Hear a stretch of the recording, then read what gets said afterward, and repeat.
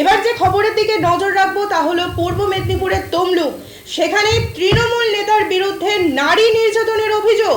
হ্যাঁ, এমনই বিস্ফোরক অভিযোগ করেছেন নির্যাতিতা নিজে। শুধু তাই নয়, এমনকি পুলিশের বিরুদ্ধে নিষ্ক্রিয়তার অভিযোগ। কেস নিতে অস্বীকার করেছে পুলিশ, এমনটাই অভিযোগ করেছেন ওই মহিলা। তৃণমূল নেতার বিরুদ্ধে নারী নির্যাতনের অভিযোগ, আরও একবার শাসক দলের নেতার বিরুদ্ধে নারী নির্যাতনের অভিযোগ। কেস নিতে অস্বীকার পুলিশের, শেষমেশ কোর্টের হস্তক্ষেপে পদক্ষেপ পুলিশের। পূর্ব মেদিনীপুরের কোলাঘাটের বাসিন্দা নির্যাতিতা মহিলা তমলুকের এক তৃণমূল নেতার বিরুদ্ধে একটি অভিযোগ দায়ের করেছিলেন থানায়। সেখানেই আরও এক বিস্ফোরক অভিযোগ। ক্ষমতার জোরে অন্যায়কে প্রশ্রয় দেওয়ার অভিযোগ করেছেন মহিলা। তিনি বলেন, শুরুতে তমলুক থানায় অভিযোগ না নেওয়ায় তিনি কোর্টের দ্বারস্থ হন। কোর্ট পুলিশকে নির্দেশ দেয়, তারপরে এফআইআর দায়ের। সেই মতোই 25 তারিখ তমলুক থানায় এফআইআর দায়ের করা হয়। অত্যাচারিত হওয়া ওই মহিলার অভিযোগ, কোনো একটি ক্ষেত্রে তার প্রতি অন্যায় হয়েছে পূর্বে, সেই কেস আদালতে বিচারাধীন। তিনি বর্তমানে তমলুকে ভাড়া বাড়িতে থাকেন।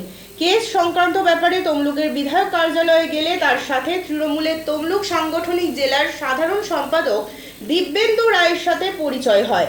দিব্যেন্দু রায় তাকে সুবিচারে কাজ পাইয়ে দেওয়ার আশ্বাস দেন। সমস্যা তৈরি হয় আরও কিছুদিন পর। 22 অক্টোবর 2024 দিব্যেন্দু রায়ের কথা মতো ভাড়া বাড়িতে যান মহিলা। সেখানেই তাকে জোরপূর্বক অত্যাচার করার অভিযোগ।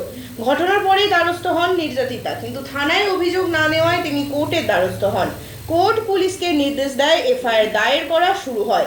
সেই মতোই 25 তারিখ তমলুক থানায় এফআইআর দায়ের করা হয়। যদিও অভিযুক্ত তৃণমূল নেতা দিব্যেন্দু রায় দাবি করছেন, গত কয়েক মাস আগে বিধায়ক কার্যালয়ে মহিলা তার সাথে আলাপ হয়, কিন্তু মহিলা চাকরি চলে যাওয়ায় তিনি চাকরির জন্য বলেছিলেন তৃণমূল নেতাকে।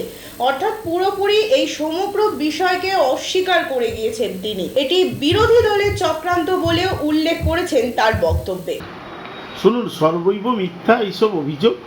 কেন এই মহিলাকে আমরা চিনি তমলুকবাসী, তার কারণ হচ্ছে এর আগে বিজেপি নেতৃত্বদের সম্বন্ধেও নানা সময় নানা অভিযোগ করেছেন এবং পরবর্তী সময় তারা বেলে আছেন। তার পরবর্তী সময় যখন বিজেপি নেতাদের বিরুদ্ধে অভিযোগ দেওয়া শেষ হয়ে গেল, তখন উনি আবার তৃণমূল নেতাদের ধরেছেন। এবার তৃণমূল নেতৃত্ব উনি ব্যক্তিগত ব্যাপার ওনার, আর যে নেতার সম্বন্ধে বলছেন সেটাও তার ব্যক্তিগত ব্যাপার। যদি সত্যিকারের কোনো অভিযোগ হয়ে থাকে তার ব্যবস্থা নেবে পুলিশ প্রশাসন, কিন্তু আমার মনে হয় এটা সর্বৈব মিথ্যা।